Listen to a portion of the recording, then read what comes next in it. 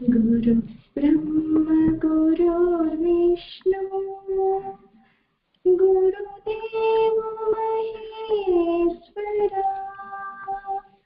गुरु साक्षात् परब्रह्म तस्मै श्री गुरवे नमः। गुरु ब्रह्म गुरुर्विष्णु गुरुदेव महेश्वरा गुरु साक्षात् परब्रह्मं तस्मै श्री गुरवे नमः। ज्ञानमूलं गुरुमूर्तिः पूजामूलं गुरुपादम् मन्त्रमूलं गुरुवाक्यम् मोक्षमूलं गुरुकृपा गुरुब्रह्मा गुरुर्विष्णु गुरुदेव महेश्वरा गुरु साक्षात् परब्रह्मं तस्मै श्री गुरवे नमः। शुक्लाम्बरधरं विष्णुं शशिवर्णं चतुर्भुजं प्रसन्नवदनं ध्याये सर्वविघ्नोपशान्तये अगजा आननपद्मार्कं गजाननमहर्निशम् अनेकदन्तं भक्तानां एकदन्तमुपास्महे एकदन्तमुपास्महे।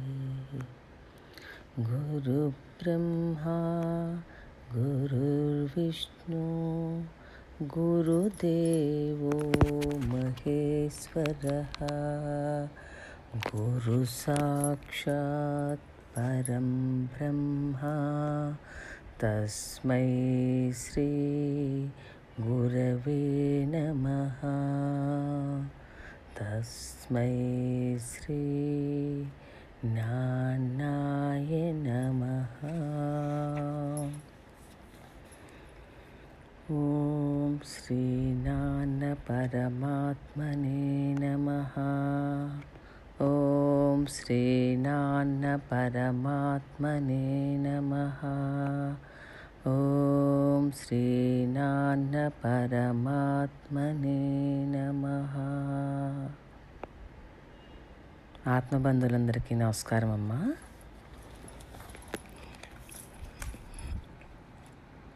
ఈరోజు అక్షర మణమాలని నాన్నగారు చెప్పిన అర్థాలతో భగవాన్ రచించిన అక్షర మణమాలకి నాన్నగారు చెప్పిన అర్థాలతో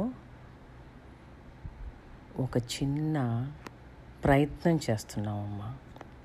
ఎందుకంటే నాన్నగారు ఎన్నో మీటింగుల్లో చెప్పారు, అక్షర మణమాల గురించి ఎన్నో ప్రవచనాల్లో వచ్చినాయి. అవన్నీ ఒకచోట కేంద్రీకరించుకుని ఎలా రాసుకున్నామో అలాగే ఇలా సత్సంగంగా కూడా కొన్ని వారాల పాటు అలా చెప్పుకుందామని చిన్న ప్రయత్నం మొదలుపెట్టామమ్మా. అందరికీ అదే మా అక్షర మణమాల గురించి నాన్నగారు ఏం చెప్పేవారంటే, ఉపోద్ఘాతంలో నాన్నగారు ఏం చెప్పేవారంటేనమ్మా, ఈ భగవాను రమణులు మనల్ని ఉద్ధరించడానికి, మానవాళ్ళందరినీ ఉద్ధరించడం కోసం ఆయన కరుణ కృప అన్నీ కలిపి ఆయన స్వహస్తాలతో రచించిన ఈ అక్షర మణమాల ద్విపదలకమ్మ. నాన్నగారు మనకి అలా చదువుకుంటే ఎంత అర్థమయ్యాయో నాకు తెలియదు, కానీ నాన్నగారు చెప్పిన అర్థాలు, లోతైన భావాలు మనకి నాన్నగారు ఎంతో ప్రేమగా చెప్పి మనకి ఆ ప్రవచనాల్లో మనకి ఎంతో నూరిపోశారమ్మా. అందుకే మనకి ఆ అక్షర మణమాల అర్థమైంది అని నాకు అనిపిస్తుందమ్మా. నాన్నగారు ముందుగా ఉపోద్ఘాతంలో చెప్తున్నారమ్మా, ఈ అక్షరమణమాలంటే ఏంటి అసలు, ఇది ఎందుకు తయారు చేశారు భగవాన్ అని చెప్తున్నారమ్మా. ఇది పెళ్ళినాటి మాల. ఇక్కడ పెళ్లి కూతురు రమణస్వామి అంటారమ్మా. అంటే పెళ్లి కొడుకు అరుణాచలేశ్వరుడు. ఆయన ఏమంటున్నారు ఇక్కడ, ఇది నేను పుష్పాలతో తయారు చేయలేదయ్యా, పుష్పాలతో తయారు చేస్తే ఎప్పటికైనా వాడిపోతుంది, అందుకే నేనేంటి నాశనం లేని అక్షరాలు, అక్షరం అంటే ఏంటి, నాశనం లేనటువంటిది, అలాంటి అక్షరాలతో చేసిన మణమాలని నేను నీకు అలంకరిస్తున్నానయ్యా. ఇది ఎలాంటి మాలయ్యా అంటే, ఇది పెళ్ళినాటి మాల. ఇది ఎలాంటిదంటే, ఇది కలకాలం చిరకాలం ఉండే మాల. మరి నేను నీకు అక్షరాలతో చేసిన మాలను నీకు ఇస్తున్నాను కదా, నీ మెడలో వేస్తున్నాను కదా, నువ్వు నాకు తిరిగి దండయ్యాలి కదా.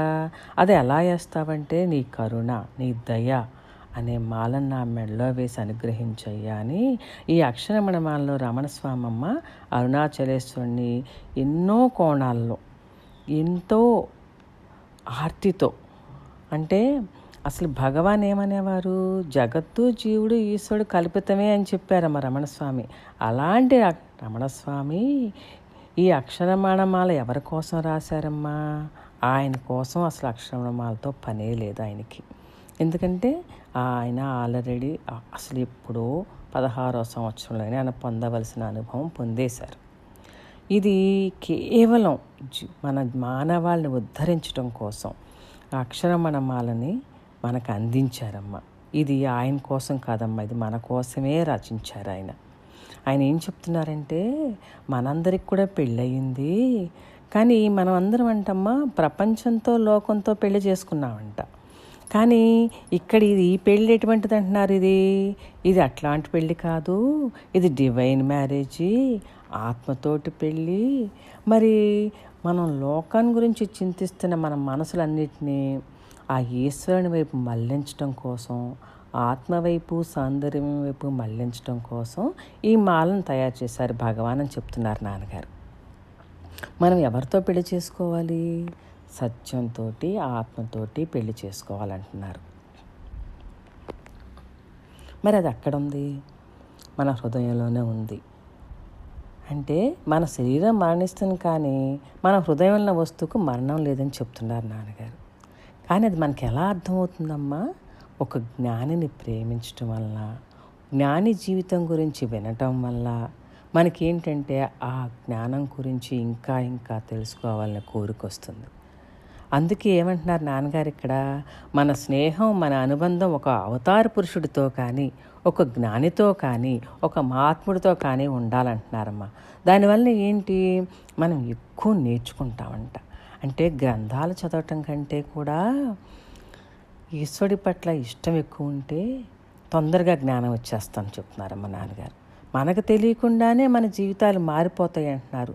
మనం ఈ ఆధ్యాత్మిక ప్రయాణం కూడా మనం చేస్తున్నట్టు కూడా మనకు తెలియకుండా మనం గమ్యాన్ని చేరుకుంటామని చెప్తున్నారమ్మా.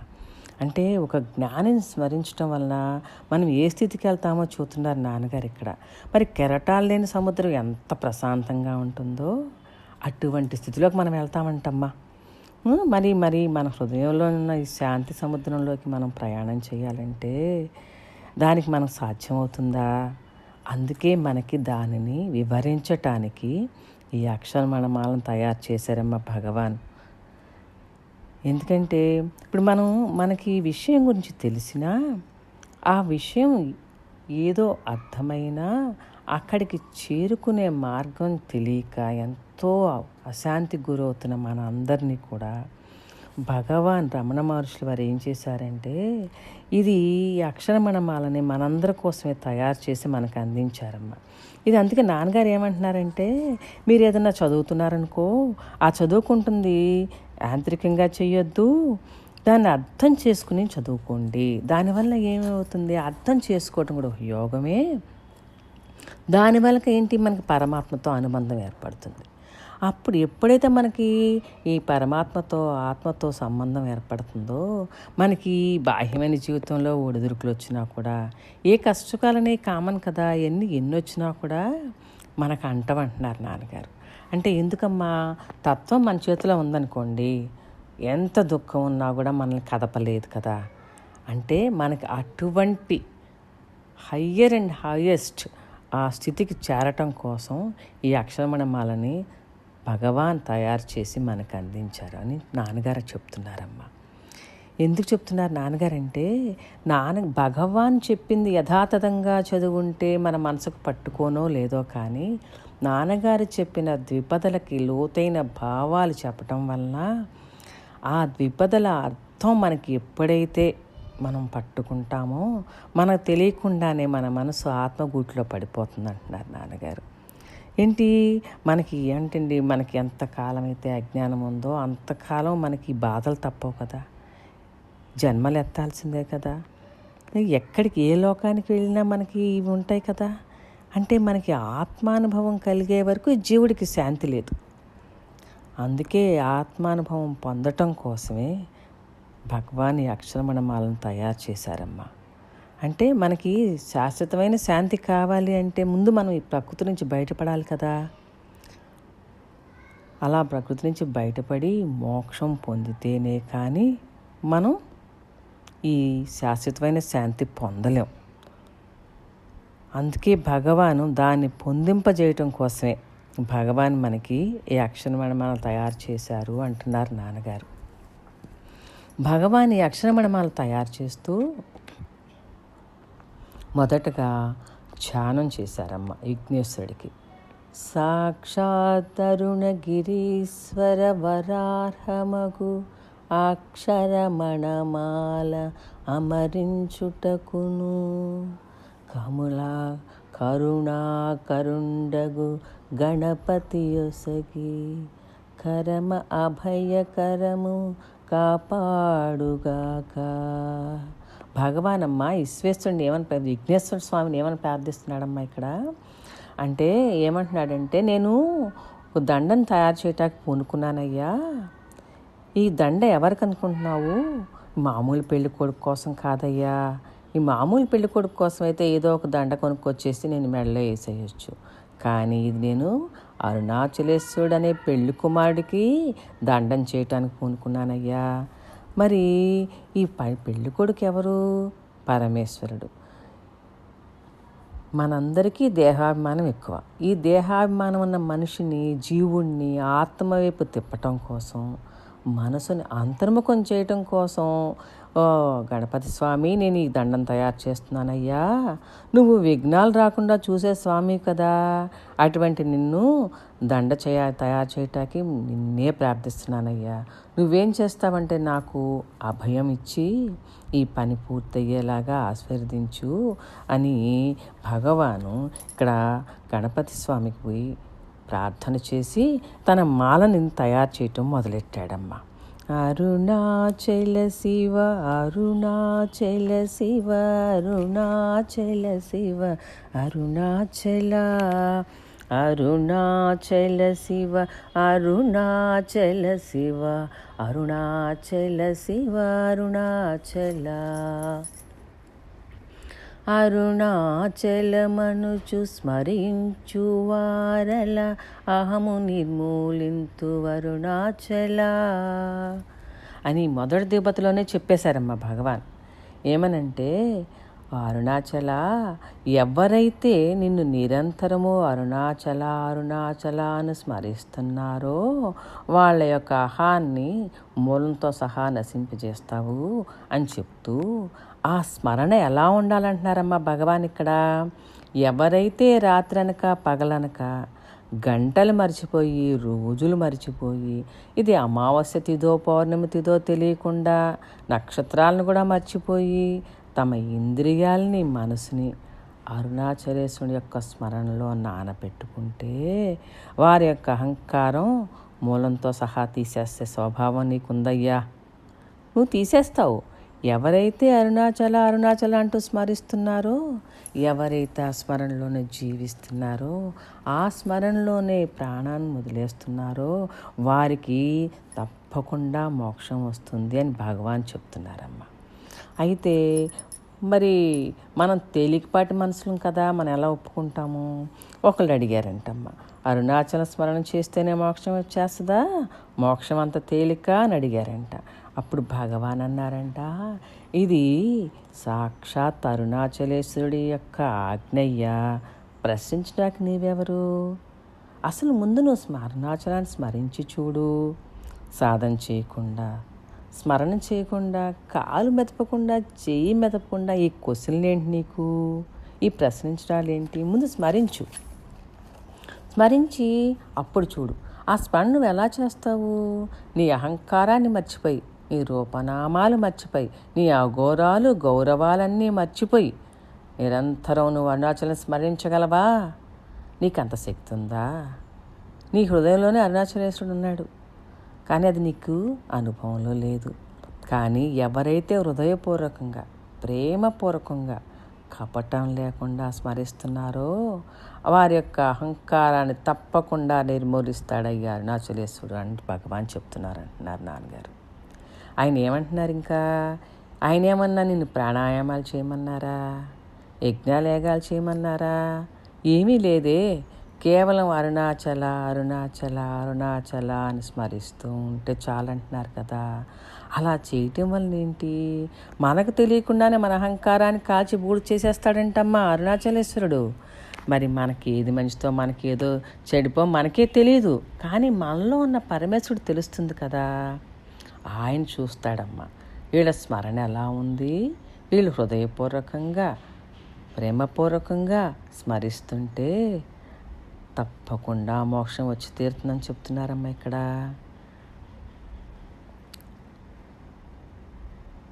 అళగు సుందరముల వలె చేరి నేను నీవు ఉందం అభిన్నమై అరుణాచల. ఏమంటున్నాడమ్మా ఇక్కడ? అళగు సుందరముల వలె చేరి నేను నీవు ఉందము అభిన్నమై అరుణాచల.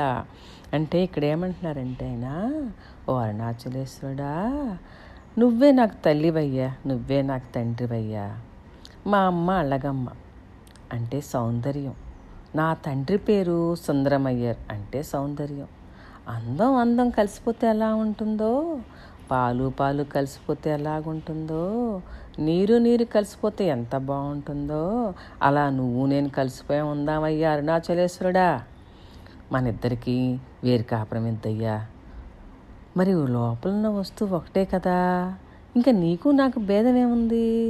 అలా అళగు సుందరముల వలె అంటే వాళ్ళ అమ్మా నాన్న యొక్క ఆ అన్యోన్య దాంపత్యం గురించి భగవాన్ ఎందుకు చెప్తున్నారంటే అమ్మా, బాహ్యంగా కూడా మనకి అర్థం అవ్వాలని, మనకి అంటే ఇద్దరు కలిసి జీవితాన్ని సాగిస్తున్నారంటే రెండు శరీరాలైన ఒకే ఆత్మగా వాళ్ళిద్దరూ ఎంత ఐక్యమత్యంగా సంసారం చేశారేమో అలాగే నువ్వు నేను కలిసిపోయి ఉందా అరుణాచలేశ్వరుని అడుగుతున్నాడమ్మా ఈ భగవాను.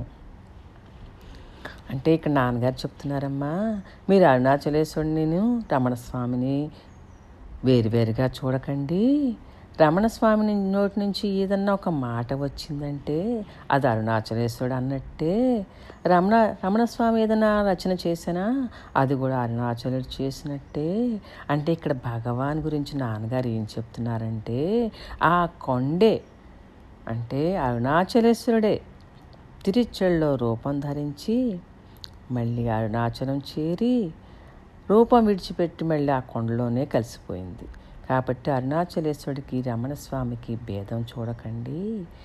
ఎలా అంటే భక్తుడు ఇక్కడ భగవంతుడిని ఏమడగమంటున్నాడమ్మా, నీకు నాకు వేరు భావం లేదు, ఏరు భావన లేకుండా నన్ను నీలో ఐక్యం చేసుకో అరుణాచలేశ్వరుడా అని అడుగుతున్నారమ్మా ఇక్కడ. లోదూరిలాగి నీలో గుహను చేరగా అమరించి తేముకో అరుణాచల. అయ్యా అరుణాచల ఏమంటున్నారమ్మా ఇక్కడ, నా లోపలికి నువ్వే కదా వచ్చావు, నువ్వే దూరావు. నేనేదో ఆ తిరుచెల్లో అందరితో పాటు చదువుకుంటున్నాను, ఆడుకుంటున్నాను, ఆడిపడే తిరిగే పిల్లవాడిని అయ్యా. కానీ అలాంటి నాలోకి నువ్వెలా వచ్చావయ్యా? ఎప్పుడు వచ్చావో కూడా నాకు తెలియదు అరుణాచలేశ్వరుడా. నాకు ఈ మోక్షం కానీ జ్ఞానం కానీ నాకేమీ తెలియవు. అంటే మోక్షం పొందాలనేది తెలివితేటలు కూడా నాకు లేవు. జ్ఞానం అనేది ఒకటి ఉంటుందని, అజ్ఞానంలో నేను ఉన్నాను కూడా నాకేం తెలియదు. అలాంటి నా లోపలికి నాకు తెలియకుండా నా లోపల దూరేసి నువ్వు నా కొంప ముంచేసావయ్యా అరుణాచల. నేనేమన్నా ఎవరికన్నా ఎవరిలో అందరిలోనూ ప్రత్యేకంగా కనపడ్డానా నీకు? నాకైతే నాలో ఏ ప్రత్యేకత లేదే. నా బాధలతో, నా కష్టసుఖాలతో, నా ఆగరేక దేశాలతో నేనున్నాను. అలా ఉన్న నన్ను ఏం చేశావు? నాకు తెలియకుండానే నా ఇంట్లోంచి లాగేశావయ్యా. నీ గురించి నేనేమన్నా ఉపన్యాసాలు చెప్పానా? దండాలు పెట్టానా? నీకు దండలేశానా? కానీ మరి నన్ను ఎందుకు అనుగ్రహించావో నాకు తెలియదయ్యా. కానీ నన్ను నా ఇంట్లోంచి లాగేసి నన్ను రోడ్డు మీద వదిలేయలేదయ్యా, ప్రకృతిలో వదిలేయలేదయ్యా. ఈ జనన మరణ ప్రవాహం అనే సంసారంలో కొట్టుకుపోకుండా నన్ను నీ హృదయంలోకి చేర్చుకున్నావు కదయ్యా. నీ స్వరూపాన్ని నాకు ఇచ్చావయ్యా. నీ అంతటి వాడిని చేసేసావు. కానీ నువ్వు ఉపకారం చేస్తున్నావు అని కూడా నాకు తెలియకుండా నన్ను కొంచెం ఇసుమంతా కూడా నాకు బాధ లేకుండా ఈ మోక్ష సామ్రాజ్యానికి అధిపతిని చేసేసావయ్యా. ఇలా అసూయలతో కార్పణ్యాలతో కాలిపోతున్న ఈ రోజుల్లో, ఈ కలియుగంలో ఎంత పని చేసేసావు అరుణాచల. నన్ను అందలమెక్కించేసావయ్యా. నువ్వు స్మరించావు కాబట్టి నేను నిన్ను స్మరించగలిగాను. ఇదంతా నీ అనుగ్రహం అంటున్నాడమ్మా రమణస్వామి. అంటే ఇక్కడ నాన్నగారు అంటున్నారు, ఈశ్వరుడికి గురువుకి తెలుస్తుంది ఎవరు ఈశ్వర కోటి వాళ్ళో వాళ్ళని ఈశ్వరుడు అనుగ్రహంలో ముంచి వేస్తాడు అంటున్నారు నాన్నగారు ఇక్కడ.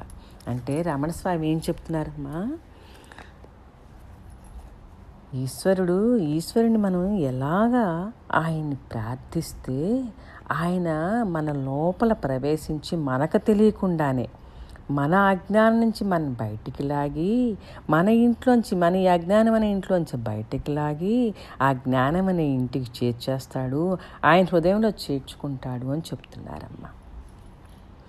ఎవరికిగా నన్ను ఏలితి విడిచిన అఖిలము నిందించును అరుణాచల. అయ్యా అరుణాచలేశ్వరుడా, ఎవరి కోసం నన్ను ఇక్కడ తీసుకొచ్చావు? ఏదో తిరుచుల్లో ఏదో నా పనిలో నేను ఉన్నాను, ఏదో ఆటపాటలతో కాలక్షేపం చేస్తున్నాను. నువ్వేం చేశావు? మా అమ్మకి మా ఇంటికి నన్ను దూరం చేసేసావయ్యా. నీకెవరు దొరకలేదా? కొన్ని తీసుకొచ్చావనుకో, ఇక్కడ మళ్ళీ నన్ను విడిచిపెట్టేస్తే నన్ను ఈ లోకం నిందిస్తుందయ్యా. నువ్వు లోకం నిందకు గురి కాబాకు, నన్ను విడిచిపెట్టకు. నేనెంతటి వాడిని నిన్ను పట్టుకుంటానికి? నీవే నన్ను గట్టిగా పట్టుకోవయ్యా అంటున్నారమ్మ రమణస్వామి. అంటే ఇక్కడ నాన్నగారు చెప్తున్నారు, మనం మన తెలివితేటలతో భగవంతుడిని పట్టుకోగలమా? పట్టుకోలేం కదా. అందుకే ఆయన దయతో మనల్ని పట్టుకునే విధంగా మనం జీవించాలి అని మనకి నాన్నగారు చెప్తున్నారమ్మా. అంటే హృదయంలో ఎవరైతే పవిత్రంగా ఉన్నారో, ఎవరైతే భగవంతుణ్ణి విశ్వసిస్తున్నారో అలాంటి వారిని పరమాత్మ విడిచిపెట్టడు, అరుణాచలేశ్వరుడు విడిచిపెట్టడు అని చెప్తున్నారమ్మా ఇక్కడ. ఈ నింద తప్పు నిన్నేటికి తలపించితి ఇక విడువారెవరు అరుణాచల. అయ్యా అరుణాచలేశ్వరుడా, నువ్వు స్మరించేటట్లు నువ్వే నన్ను తయారు చేసావయ్యా. ఇంత చిన్న వయసులో నీ పేరు తలపెట్టడం నన్ను చేసావేంటి? అమ్మా, ఆయన 16 ఏళ్ల వయసు. ఆ వయసుకి ఏంటి, టీనేజ్ కదా. ఆ వయసులో ఏముంటాయి, అన్ని ఆకర్షణలే కదా. అంత చిన్న వయసులోనే ఏం చేశారు భగవాన్ని? అరుణాచలేశ్వరుని పేరు తలపెట్టుకునేటట్టు ఆయనే చేశారమ్మా. అరుణాచలేశ్వరుడే చేశారు. అందుకు నీ పేరు తలపెట్టినట్టు నువ్వే చేశావు. మరి ఇప్పుడు అంత సుఖాన్ని నాకు రుచి చూపించాక నిన్ను ఇవ్వడమంటే నాకు ఎలా సాధ్యమవుతుందయ్యా? ఇప్పుడు నీ అనుగ్రహానికి నేను పాత్రను చేసుకున్నావు, మళ్ళీ నన్ను విడిచిపెట్టేశావనుకో లోకం నేను నిందిస్తుందయ్యా. ఈ లోకం నింద నుంచి నువ్వు తప్పుకో అరుణాచలా. నేనేమన్నా నా తెలివితేటలతో నిన్ను పట్టుకున్నానా? నీవే నీ అనుగ్రహంతో నన్ను స్మరించేటట్లు చేశావు కదా. అలాంటప్పుడు నిన్ను నేను ఎలా విడిచిపెడతానయ్యా? నువ్వు పొమ్మన్నా ఎలా పోతాను? ఒక్కసారి నీ ప్రేమ రుచి చూశాక దాన్ని ఎలా వదులుకుంటానయ్యా? ఒకవేళ నువ్వు నన్ను వదిలిపెట్టేశావనుకో అది నీ తెప్పే అవుతుంది అరుణాచలేశ్వరుడా.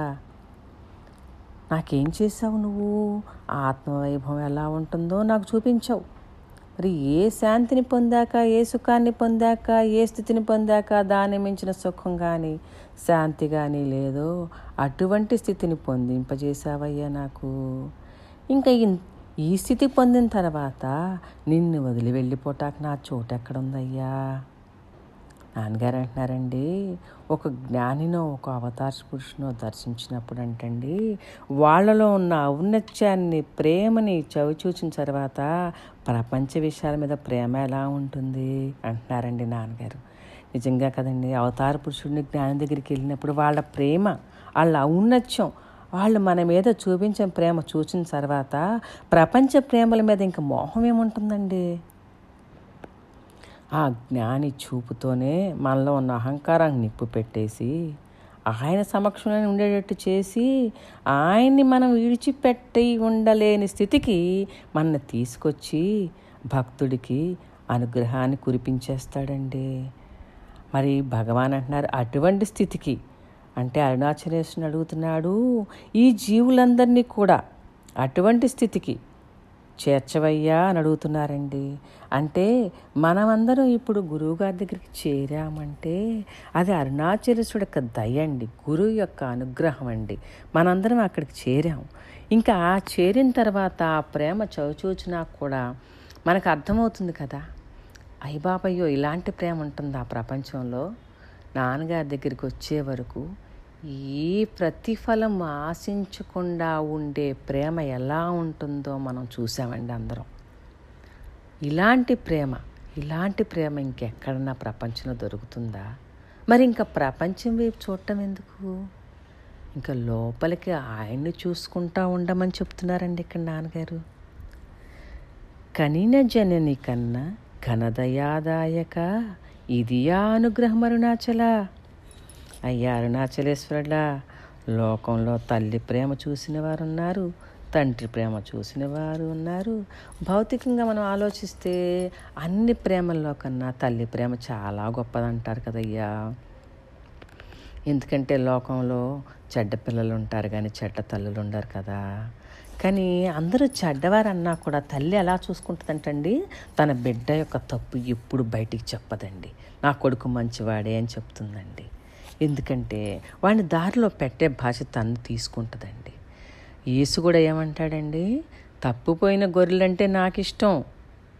అంటే ఎవరైతే మార్గం తప్పిపోతున్నారో వాళ్ళందరినీ చేరతీసి దగ్గర కూర్చోబెట్టుకుని వాళ్ళకి విషయం బోధించి వాళ్ళని మంచి సన్మార్గంలో నడిపించడానికే చూస్తారండి గురువు జ్ఞానులు.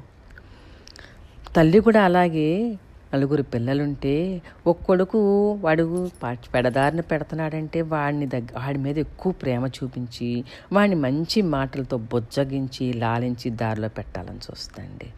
అలాగే అరుణాచలేశ్వరుడా, ఈ తల్లి ప్రేమ భౌతికంగా ఎక్కువైనా నీ ప్రేమ ముందు, నీ ఆప్యాయత ముందు, నీ కరుణ ముందు అది ఏ పాటిదయ్యా? నీ ప్రేమను తల్లి ప్రేమతో పోల్చగలమా? తల్లి ప్రేమ భౌతిక అవసరాలన్నీ, తల్లి ప్రేమ ఎలా ఉంటుందండి, మనకు కావాల్సిన భౌతికమైన అవసరాలన్నీ తీర్చేస్తుంది.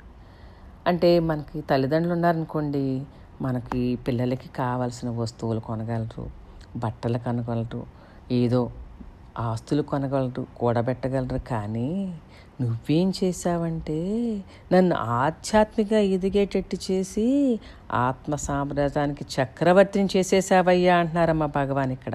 అంటే మనం తల్లి ప్రేమ కన్నా భగవంతుడి ప్రేమలో ఎంత శక్తి ఉందో చెప్తున్నారు ఇక్కడ.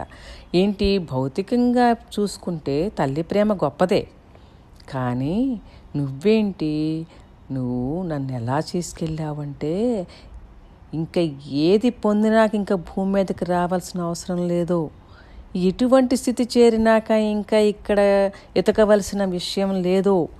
అటువంటి శక్తి, అటువంటి స్థితి నాకు కల్పించావు కదయ్యా. నువ్వేం చేశావు, నాకున్న ఈ భేద బుద్ధిని పోగొట్టేశావు, నన్ను నీ వాడిని చేసేసుకున్నావయ్యా. అలాంటి వాడివయ్యా, అలాంటి దయగలవాడివయ్యా నువ్వు అరుణాచల. నీ ప్రేమతో ఈ ప్రపంచంలో ఏ ప్రేమ సాటి వస్తుందయ్యా? ఏమండి ఎలా ఆలోచించుకుంటే మనం కూడా నాన్నగారి ప్రేమతో ఏ ప్రేమ సాటి వస్తుందండి? కానీ అలాంటి ప్రేమను ఎవరు పొందగలుగుతారండి? నిజంగా అలాంటి ప్రేమ పొందాలంటే ఎవరైతే త్రికరణ శుద్ధిగా భగవంతుని ప్రేమిస్తున్నారో విశ్వసిస్తున్నారో వాళ్ళ మీదంటండి అరుణాచలేశ్వరుడు యొక్క దయ, గురువు యొక్క దయ తప్పకుండా వర్షిస్తుంది అని చెప్తున్నారండి. అంటే బాహ్యమైన ప్రేమలకి మురిసిపోకుండా పరమాత్మ ప్రేమని ఎవరైతే గుర్తిస్తారో ఆ పరమాత్మ ప్రేమని, గురువు ప్రేమని విశ్వసించి ఆ ప్రేమలో ఎవరైతే తడిసి ముద్దవుతారో వాళ్ళకి ఇంక ప్రపంచ సుఖాలతో పనేం లేదు. ఈ అనిత్యంలోంచి నిత్యంలోకి, అసత్యం నుండి సత్యంలోకి వెళ్ళిపోతారని చెప్తున్నారమ్మా. నిన్నే మార్చి నిన్ను ఏమార్చి ఎరుగనీక ఉల్లముపైని ఉరుదిగా నుండు మా అరుణాచల. నిన్ను ఏమార్చి, ఏమండి ఈ మనసుంది చూసావా? అరుణాచలేశ్వరుడితో చెప్తున్నారండి ఇక్కడ భగవాను. ఈ మనసుంది చూసావా? ఇది నన్ను ఏం మారుస్తుందయ్యా? ఈ మనసుతో నేను పడలేనయ్యా, ఈ మనసుతో నేను పడలేకపోతున్నాను. దీనికి ఏంటి? ఏదో వ్యవసాయం చేసుకోవటము, ఉద్యోగం చేసుకోవటము, వ్యాపారం చేసుకోవటము, వంట చేసుకోవటము, ఇల్లు కట్టుకోవటము, ఏ పిల్లల్ని పెంచుకోవటము, ఇవన్నీ మా పనులు అనుకుంటున్నామయ్యా. కానీ ఈ మనసును నిగ్రహించుకోవటం కూడా ఒక పనే అని మాకెవరికి తెలియట్లేదు. ఇక్కడ భగవాన్ ఏం చెప్తున్నారు? క్లియర్గా నిన్ను బంధంలో పెట్టినా నీ మనసే, నిన్ను మోక్షంలోకి తీసుకెళ్ళినా నీ మనసే అని చెప్తూ గీతలో, భగవద్గీతలో ఆ వాసుదేవ స్వామి కృష్ణ పరమాత్మ కూడా ఇదే చెప్పాడు కదా. మనసుకు చాలా అగ్రస్థానాన్ని ఇచ్చాడు. ఏమన్నాడు ఆయన? మనసుని నిగ్రహించుకోకుండా మనం ఏది సంపాదించుకోవాలనుకున్నా, అంటే ఇప్పుడు కీర్తి సంపాదించుకోవడానికి, ధనం సంపాదించుకోవడానికి మనసుని నిగ్రహించుకోవాల్సిన పనులే. ఆ మనసు ఎటు చెప్తే పరుగులు తీసేస్తున్నాం. నిగ్రహించుకోవాల్సుకోకుండా అది కీర్తి కావాలనుకుంటే కీర్తికి, ధనం సంపాదించుకోవాలంటే ధనం సంపాదించుకుంటాకి ఏదో వృత్తి పనులు చేసేసుకుంటున్నాం. మనం బాగు చేసుకోవటం మానేసాం. ఈ కీర్తి ప్రతిష్టలన్నిటికీ మనం బానిసలైపోయామంటున్నారు ఇక్కడ.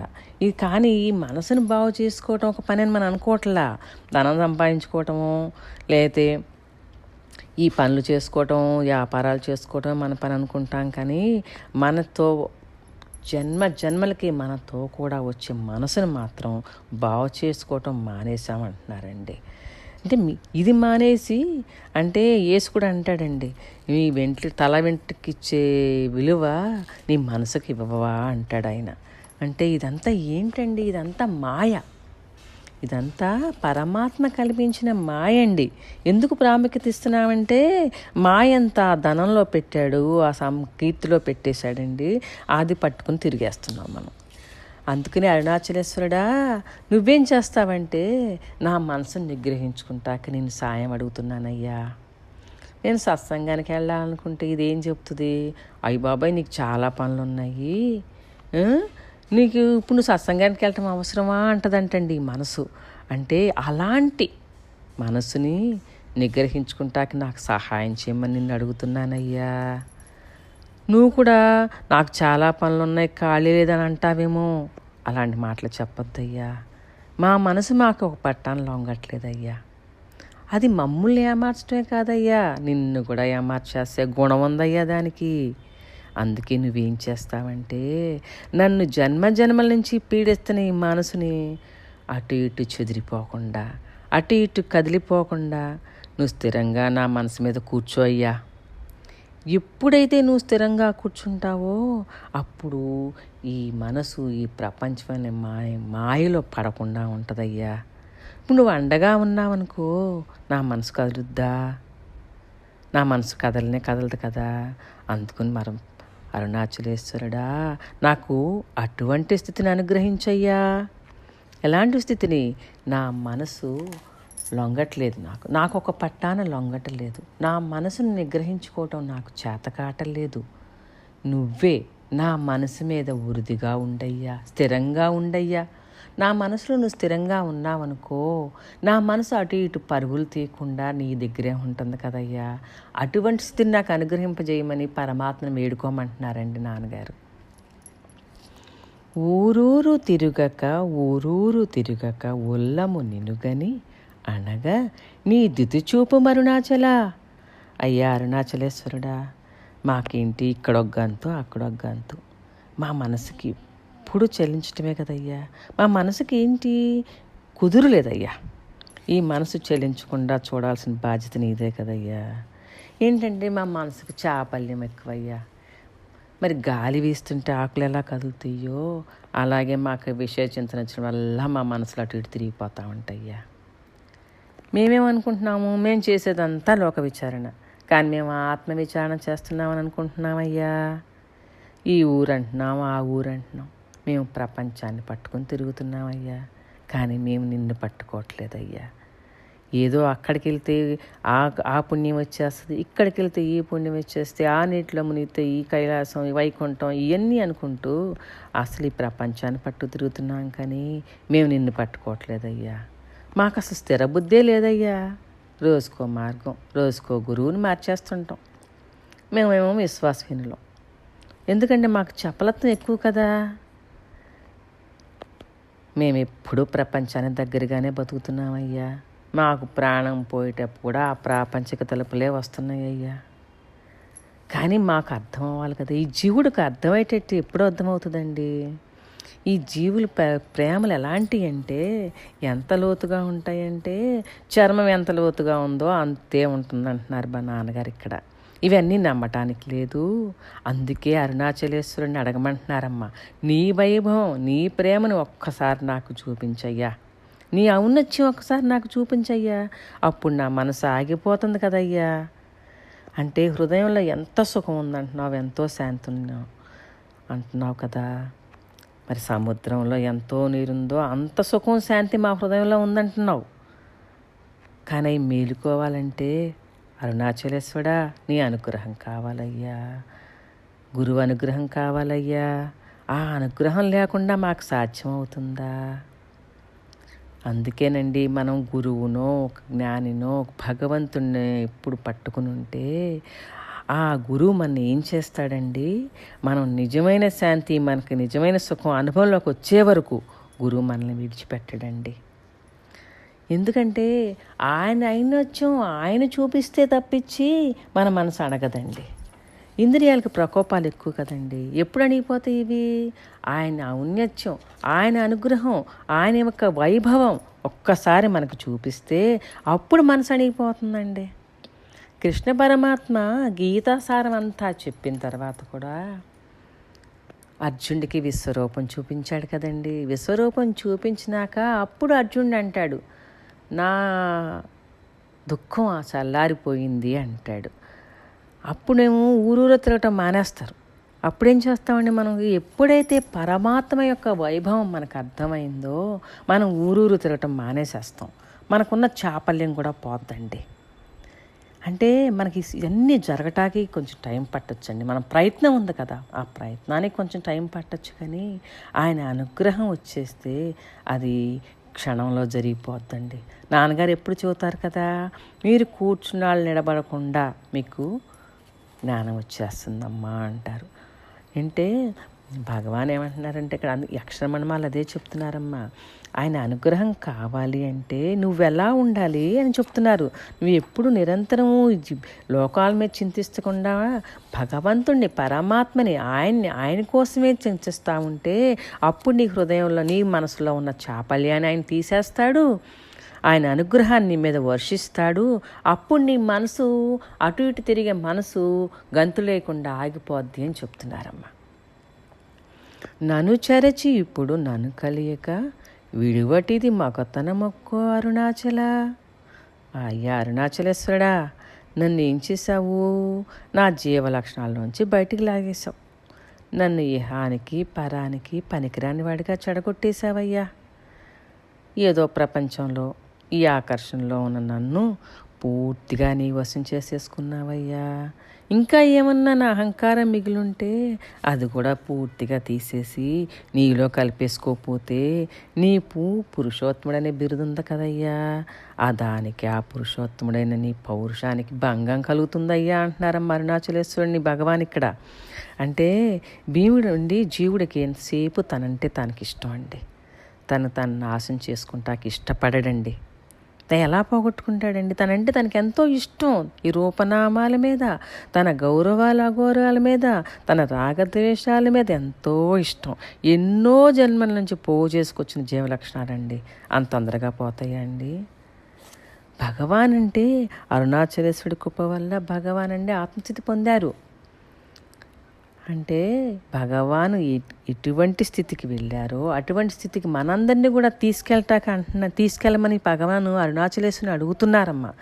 ఏమనంటే మనలో ఉన్న అహంకారం ఇంకేమన్నా ఉంటే మన అహంకారాన్ని పోగొట్టుకోవటం కోసం ఆ అహంకారాన్ని నువ్వే నాశనం చేసేయ్యా. మన అహంకారం ఉందని మనం గుర్తించాలండి. ముందు ఇక్కడ మనకు ఒక అహంకారం ఉందని మనం ఒప్పుకుని ఆ అహంకారాన్ని పరమాత్మ పాదాల దగ్గర పెట్టి, అయ్యా ఈ అహంకారాన్ని నేను తీసేసుకోలేకపోతాను, నువ్వే నాశనం చేసేసి నీలో ఐక్యం చేసుకుంటే అప్పుడు కానీ నేను ఈ జనన మరణ చక్రం నుంచి బయటపడతానయ్యా.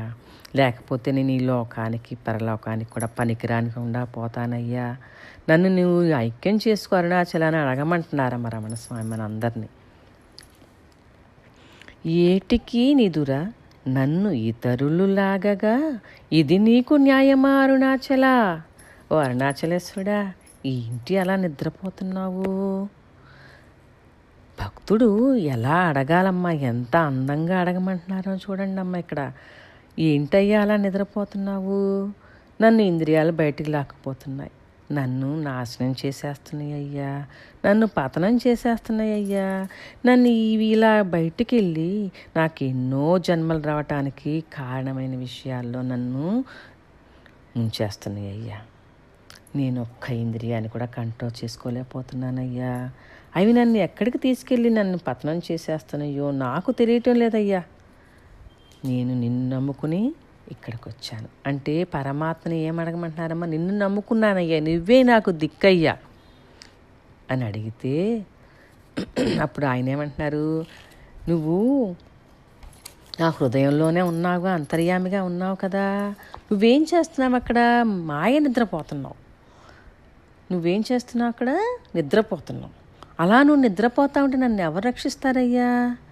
నేను అంటే జీవుడు తన సర్వస్వం పరమాత్మ పాదాల చెంత పెట్టి నిన్నే శరణాగతి కోరితే, నిన్నే శరణాగతి కోరుతున్నాను, నా భారమంతా నీ మీదే వేశాను, మరి ఇప్పుడు నువ్వేమో తెలియనట్లు నటిస్తున్నావేంటి? ఇది నీకు న్యాయమా? ఇది నీకు ధర్మమా అని పరమాత్మ మన అడగమంటున్నారండి ఇక్కడ. ఆయన ఎందుకు అడుగుతున్నారండి? మనం ఎలా అడిగితే పరమాత్మ నిద్రలేస్తాడో మనకు చెప్తున్నాడండి. అండి నిజంగా నిద్రపోతున్నాడని మనం లేపొచ్చండి, కానీ ఆయన ఏం చేస్తున్నాడండి? నిద్ర నటిస్తున్నాడండి. ఎందుకండి? ఆయన సదా చైతన్యంగా ఉండటమే కదా ఆయన లక్షణం. అలాంటి అరుణాచలేశ్వరుడు నీ హృదయంలో ఎందుకు నటిస్తున్నాడండి అంటే ఇదంతా ఆయన నటనండి. ఎందుకండి నటన? ఈ జీవుడి యొక్క స్థితి పరిపూర్ణం అయ్యే వరకు, ఈ జీవుడు పూర్ణ శరణాగతి అయ్యేంత వరకు పరమాత్మ నిద్రలేగవడండి. అందుకే పరమాత్మని అడగమంటున్నాడండి. అయ్యా నువ్వు సదా చైతన్యంగా ఉండటమే కదా నీ స్వభావం, అసలు నీకు నిద్ర ఉందా? ఇది నీకు శోభనివ్వదయ్యా, లేచి నన్ను కాపాడి అనుగ్రహించు, ఈ ఇంద్రియాల బారిని నేను రక్షించు అని వేడుకుంటే అప్పుడు పరమాత్మ మన నిద్ర లేచి మనని కాపాడతాడని చెప్తున్నారమ్మ భగవాన్ ఇక్కడ. అంటే ఆ జీవుడి యొక్క తపన ఎలా ఉండాలమ్మా? నిరంతరము పరమాత్మనే చింతిస్తూ అంతర్యామగా ఉన్న పరమాత్మనే ఎప్పుడు దృష్టిలో పెట్టుకుని నిరంతరము మన చూపంతా లోపలుండి మన చింతనంతా పరమాత్మ వైపు ఉంటే పరమాత్మ అది గ్రహించి అప్పుడు నిద్రలేచి మనం అనుగ్రహిస్తాడని చెప్తున్నారమ్మా. పంచేంద్రియ కలులు మదిలోన దూరుచు మదిని నీవుండవో అరుణాచల. అయ్యా అరుణాచలేశ్వరుడా, ఈ ఇంద్రియాలనే దొంగలు నన్ను బయటికి లాక్కెళ్ళిపోతున్నాయి అయ్యా. నా హృదయంలో నువ్వు ఉన్న అంతర్యామిగా ఉన్నావు కదా, అలాంటి నీ స్థానంలోనికి ఈ పంచేంద్రియ కళలు ఇంద్రియాలనే దొంగలు ప్రవేశిస్తున్నారయ్యా. మరి అక్కడ నువ్వు ఉన్నావు కదా, మరి నువ్వు ఉండగా కూడా, యజమాని ఉండగా కూడా దొంగలు రావటానికి ప్రయత్నం చేస్తారా? ఇది నీ వస్తువు కదా, మనసు ఎవరిది? నీది కదా. ఈ పంచేంద్రియాలు అవి మనసువి. అవి ఏం చేస్తున్నాయి? నన్ను బయటికి లాగేస్తున్నాయి అయ్యా. మరి ఇంద్రియాలను దొంగలు అంటున్నారు ఏంటండి భగవాన్? ఇక్కడ నాన్నగారు అంటున్నారు, మనసు మనదే, ఇంద్రియాలు మనయ్యే. మన జేబులో డబ్బు ఉండి మనం తీసుకుంటుంటే మనం దొంగ అంటున్నారేంటి భగవాను? నాన్నగారు ఇక్కడ చెప్తున్నారమ్మా, ఇంద్రియాలు మనసు సొత్తు అయితే మనసు పరమాత్మ సొత్తు అంటమ్మా. అంటే పరమాత్మ యొక్క సొత్తుని ఇంద్రియాలు దొంగిలించుకెళ్ళిపోతుంటే మనసు అనే పరమాత్మ సొత్తు కదా మనసు. అలాంటి మనసుని ఇంద్రియాలు దొంగిలించుకెళ్ళిపోతున్నాయి అయ్యా. నీ మనసుని అంటే నీదైనటువంటి వస్తువుని, ఈ మనసుని ఇంద్రియాలు బయటికి లాక్కెళ్తే నన్ను ఎన్నో జన్మలకి పాతనం చేసేస్తున్నాయి. నువ్వేం చేస్తావంటే అక్కడ నువ్వు అంతర్యామిగా నువ్వే ఉన్నావు కదా, మరి ఆ ఉన్నవాడివి ఏం చేయాలి? ఆ ఇంద్రియాలని దొంగలు నన్ను లాక్కెళ్ళిపోకుండా నీ వస్తువు నువ్వే కాపాడుకోయ్యా అని చెప్పి ఆయనకి అప్పచెప్పేయమంటున్నారండి. అంటే ఏంటి? మన మనసుని నిరంతరము పరమాత్మ చింతనలో పెట్టమని చెప్తున్నారండి భగవాన్ ఇక్కడ. అంటే మనమేమనుకుంటామండి, ఇంద్రియాలు ఉన్నాయి, ఇంద్రియాలు ఏమనుకుంటున్నాం మనం? ఈ శ్మశానంలో కాలిపోతాయి, అగ్నిలో కాలిపోతాయి అనుకుంటున్నామండి. కానీ నాన్నగారు చెప్తున్నారు, ఈ ఇంద్రియాలు శ్మశానంలో కాలిపోవు, అగ్నిలో కాలిపోవు, ఒక్క జ్ఞానాగ్నికి మాత్రమే కాలిపోతాయి అయ్యా. మరి నేనేంటి? జీవలక్షణాలు ఏంటండి? మనం ఒక్కోసారి అజాగ్రత్తగా ఉంటాం, ఒక్కోసారి జాగ్రత్తగా ఉంటాం. కానీ ఈ జీవుడు ఏమన్నా అడగమంటున్నా, పరమాత్మను ఏమని అడుగుతున్నాడండి? మేము ఒక్కోసారి జాగ్రత్తగా ఉంటామయ్యా, ఒక్కోసారి అజాగ్రత్తగా ఉంటామయ్యా. నువ్వు మాత్రం జాగ్రత్తగా ఉండవయ్యా. నువ్వు అజాగ్రత్తగా ఉంటే ఈ ఇంద్రియాలని దొంగలు నా కొంప ముంచేస్తాయి అయ్యా. నిన్ను కూడా మోసం చేసే లక్షణాలు ఈ ఇంద్రియాలకు ఉన్నాయ్యా అంటున్నారండి భగవాన్ ఇక్కడ. అంటే మన మనసు ఎంత చంచలమైందో, అది ఆ మనసుని పరమాత్మ చింతనలో ఉంచకపోతే మన ఇంద్రియాలు మన ఎలా బయటికి లాక్కెళ్ళిపోయి మన నీచ జన్మలకి తీసుకెళ్ళిపోతాయో అని చెప్తున్నారండి భగవాన్. అంటే ఇప్పుడు గీతలో పరమాత్మ చెప్తాడండి, మనసు అనేది భగవంతుడి సొత్తు అంటండి. మరి ఇంద్రియాల సొత్తు కాదు కదా, అందుకనే ఏమంటున్నారు? ఇంద్రియాలను దొంగలు అంటున్నాడండి. పరమాత్మ ఏం చెప్తున్నాడు? జీవుడు నావాడే అంటున్నాడు. జీవుడికి పుట్టిల్ల ఆత్మే కానీ ఇంద్రియాలు కాదంటున్నాడు. మరి దేవుడు సొత్తైన మనసుని ఇంద్రియాలకు తీసుకొని పోతుంటే మరి పరమాత్మ నువ్వు ఉన్నావు కదా అక్కడ, మరి నీ సొత్తు వాళ్ళు దోచుకెళ్ళిపోతుంటే నువ్వెందుకు కాపాడకుండా చూస్తున్నావు? అంటే ఈ మనసుకి బాహ్య విషయాల మీద కన్నా ఎక్కువ మమకారం ఎక్కువండి భగవంతుడి మీద కన్నా. అందుకే ఇది బాహ్య విషయాల మీద పరుగులు తీస్తున్న ఈ మనసుని ఇంద్రియాలు బయటకు లాక్కెళ్ళిపోతున్నాయి. అందుకని పరమాత్మనే శరణ వేడామనుకోండి, ఈ ఈశ్వరుడినే శరణ వేడామనుకోండి, మన మనసుని ఈశ్వరుడి చింతనలో ఉంచామనుకోండి, అప్పుడు ఇంద్రియాలు మనని ఏమీ చేయలేవంటున్నారండి నాన్నగారు ఇక్కడ. ఇంద్రియాలు ఏమీ చేయలేవు. ఎందుకంటే ఎప్పుడైతే మనసులో నిరంతరం పరమాత్మను చింతిస్తున్నావో అప్పుడు ఆయన సొత్తుని ఆయనే కాపాడుకుంటాడు అంటున్నారండి ఇక్కడ. ఒకడవవు నిన్ను మాయమొనరించి వచ్చువారు ఎవరు? ఇది నీ జాలమరుణాచల. అయ్యా అరుణాచలేశ్వరుడా, ఉన్నది నీ ఒక్కడవే కదా. ఉన్నది ఒక్కటంటే ఒక్కటే, ఉన్నది బ్రహ్మం ఒక్కటే. నువ్వు ఏకాత్మ స్వరూపుడివి. అసలు అలాంటి నీ కళ్ళు గొప్పి నా లోపలికి ఎవరు రాగలరయ్యా? ఇదంతా నీ మాలే కదా, ఇదంతా నీ మాయే కదా, ఇదంతా నీ లేలే కదా, ఇది నీ మాయా జాలమే కదా, ఇదంతా నువ్వే సృష్టిస్తున్నావయ్యా.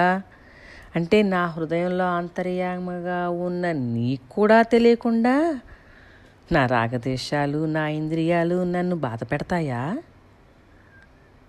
నువ్వు అంతర్యామిగా ఉండి మమ్మల్ని ఆడిస్తున్నావయ్యా. మా దేహ ప్రారంధాన్ని బట్టి మమ్మల్ని ఆడిస్తున్నావు. అసలు నీ ఆజ్ఞ లేకుండా ఈ సృష్టిలో ఏ కార్యమైనా జరుగుతుందయ్యా? అందుకే అంటారు కదండి, శివాజ్ఞ లేకుండా సీమైనా కొట్టదంటామని. నిన్ను మాయ చేసేలా శక్తి ఎవరికి ఉందయ్యా? నువ్వేం చేస్తున్నావంటే నీ మాయాజాలంలో పెట్టి మమ్మల్ని ప్రారంధాన్ని అనుభవించేటట్టు చేస్తున్నావయ్యా. ఇలాంటి నీ ఇంద్రజాలం నుంచి, నీ మాయ నుంచి తప్పుకునే శక్తి నాకుందా? ఈ జీవుడికి ఉందా అయ్యా? మేమేమో దందాల్లో పట్టుకుని పడిపోతున్నాం. ఇదంతా ఏంటి? నీ క్రియేషన్. ఇందులోంచి బయటపడాలి అంటే జీవుడు ఏం చేయాలండి? పరమాత్మ పాదాలకు శరణాగతి చేయాలంటున్నారండి. అప్పుడంటండి పరమాత్మ మాయకి ఆజ్ఞిస్తాడంట. వీళ్ళేదో కష్టపడుతున్నారు, వీళ్ళు నన్ను తెలుసుకుంటాకి ఏదో ప్రయత్నాలు చేస్తున్నారు, వీళ్ళు నా పాదాలకి శరణాగతి అవుతున్నారు, వీళ్ళకి సంగతి కొంచెం చూడు, వీళ్ళకి కొంచెం దారివ్వు అని చెప్తాడంటండి పరమాత్మ. అప్పుడంటండి ఈ జీవుడికి విడుదల అంటున్నారు భగవాన్. ఎప్పుడైతే నువ్వు పరమాత్మ చింతనలోకి వెళ్ళావో ఈ జీవుడు ఆ పరమాత్మ చింతనలో ఉన్నప్పుడు పరమాత్మ మన లోపల చూస్తాడండి. పై మాటలకు చూడండి, పై పనులకు చూడండి. లోపల అంతరంగంలో నువ్వు ఎలా ఉన్నావో, నీ స్థితి ఏంటో, నువ్వు పరమాత్మని ఏ రకంగా ప్రార్థిస్తున్నావో అది చూసి అది ఆయనకి పరమాత్మ అది ఒప్పుకుంటే అప్పుడు మాయకి ఆజ్ఞనిస్తాడంటండి. ఏమని? వీడు ఈ జీవుడు నన్ను తెలుసుకుంటా కష్టపడుతున్నాడు, వీడికి కాస్త దారివ్వు, నన్ను చేరుకుంటాకంటాడంటండి. అంటే ఏమండి, ఇప్పుడు మనం జాలరిని చూస్తామండి, చేపలు కొట్టుకునే వాళ్ళని. ఆ చేపలు పట్టుకుంటాక ఆ జాలరు ఏం చేస్తాడండి? నదిలోకి వేస్తాడండి. వేస్తే అవి ఏం చేస్తాయి? చేపలు ఇప్పుడు ఆ ఇసిరినప్పుడు దూరంగా వెళ్ళి పడుతుందండి అవ్వాల. అందులో పడిన చేపలన్నీ దాంట్లోకి వెళ్ళిపోతాయండి. కానీ కొన్ని చేపలు అంటే తెలివిగా ఆ జాలరి యొక్క పాదాల దగ్గరికి చేరుకుంటాయంటండి. అవి ఆ వలలో పడవండి. అంటే ఇక్కడ పరమాత్మ యొక్క పాదాలని ఎవరైతే ఆశ్రయిస్తున్నారో వాళ్ళకి మాత్రమే దారి దొరుకుతుందంటండి పరమాత్మను చేరుకుంటాకి. ఎంతసేపు మాయా విషయంలో ఈ మాయ కల్పించిన విషయాల్లో పడి కొట్టుకుంటున్నాం అనుకోండి, అంటే ఆ విషయాల కన్నా విషయ వాసనలోకి వెళితే నువ్వు నీచ జన్మలకు వెళ్ళిపోతావు.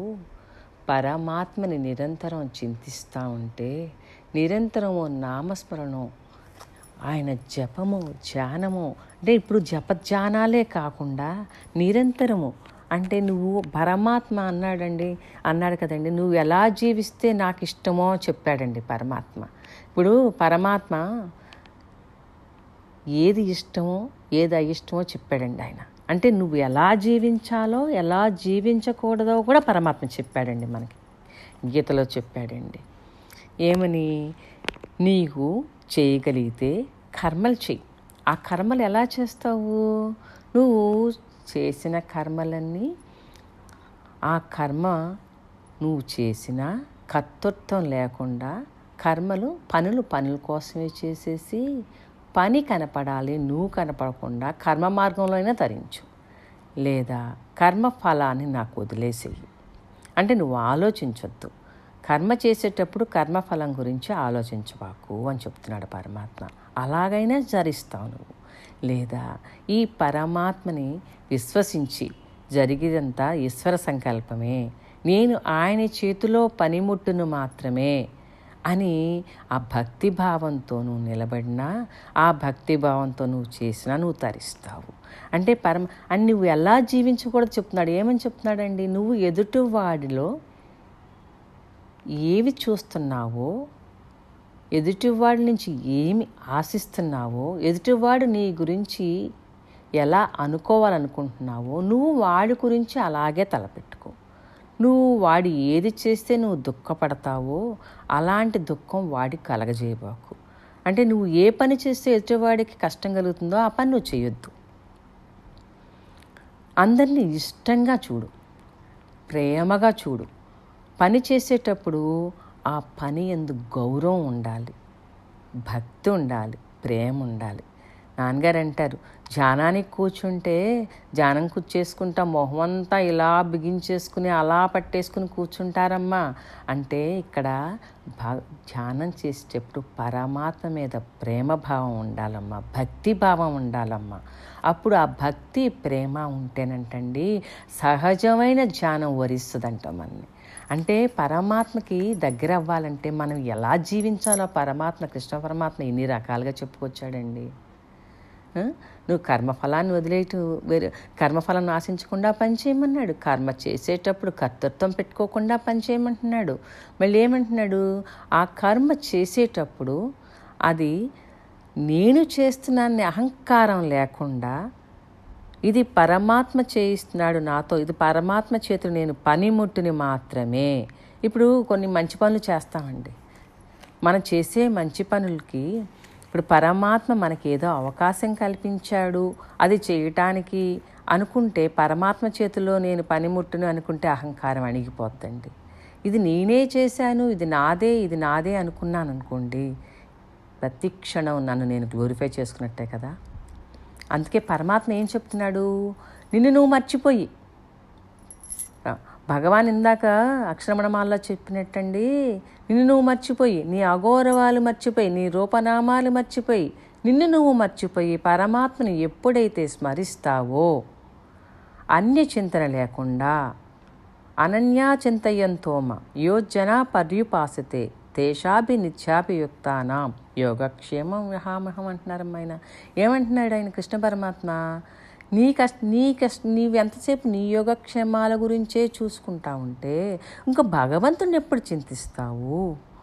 నువ్వు భగవంతుడికి ఇష్టమైన పనులు చేస్తూ భగవంతుడికి ఇష్టమైనట్టుగా జీవిస్తూ అనన్యాచింతయంతో ఏ అన్య చింతనలు లేకుండా మనసును నా మీదే పెట్టి నువ్వు చేసే పనులన్నీ కూడా నాకే అర్పణ చేస్తూ నువ్వు అలా అర్పణ బుద్ధితో చేస్తే నీ పని నువ్వు యోగం అవుతుంది, అది యోగం అవుతుంది అన్నారు. అంటే ఇక్కడ యోగా వేరు, యోగం వేరండి. యోగా చేస్తున్నాం అంటారు అందరు, నాన్నగారు అనేవారు యోగా చేస్తున్నామండి పొద్దున్నే అంటారు. యోగా అంటే ఏంటి, దేహం యొక్క ఆరోగ్యాన్ని కాపాడుకోవటం చేసుకునేది యోగా. కానీ యోగం ఏంటండి, పరమాత్మలో కలవటం కోసం చేసేదండి యోగం. అంటే ఈ యోగాలు భక్తి యోగం, కర్మయోగం, భక్తి యోగం, జ్ఞానయోగం, ధ్యానం ఇన్ని చెప్పుకొచ్చాడండి ఆయన. అంటే కర్మయోగం చేసి తరించిన వాళ్ళు ఉన్నాడు, భక్తి ద్వారా తరించిన వాళ్ళు ఉన్నారు. అంటే జ్ఞానం దగ్గరికి వచ్చేసరికి భగవాన్ ఏం చెప్పారండి, విచారణ మార్గం చెప్పారు. అంటే ఇప్పుడు ప్రతి మనిషి నేనున్నాను అంటున్నాడు, భగవంతుడు ఉన్నాడు అనేవాడు అంటాడండి, భగవంతుడు లేడనేవాడు కూడా నేనున్నాను అంటున్నాడు కదా. మరి ఆ భగవంతుడు లేడని నువ్వు అంటున్నావు, సరే నువ్వున్నావు అనుకుంటున్నావు కదా, నువ్వెవరో చూసుకో పోనీ, అలా చేసి నేను తెలుసుకో. నాన్నగారు మొత్తం ఇన్ని ప్రవచనాలు చెప్పుకొచ్చిన మొత్తం సారం ఒక్కటి పట్టుకుంటే మనకి రామకృష్ణ చెప్పిన సమాధానం ఒక్కటేనండి. జ్ఞానం అంటే ఏమిటి అంటే ఆయన ఏదైతే నేను అంటున్నావో, ఇదేంటి మనం దేన్ని అంటున్నామండి, తెల్లారు లేస్తే ఈ దేహాన్ని అంటున్నాం, మనసుని అంటున్నాం, మనం చూసుకుని మనం నేను అంటున్నాం. ఈ నేను కాదని తెలుసుకోవటమే జ్ఞానం అన్నారు.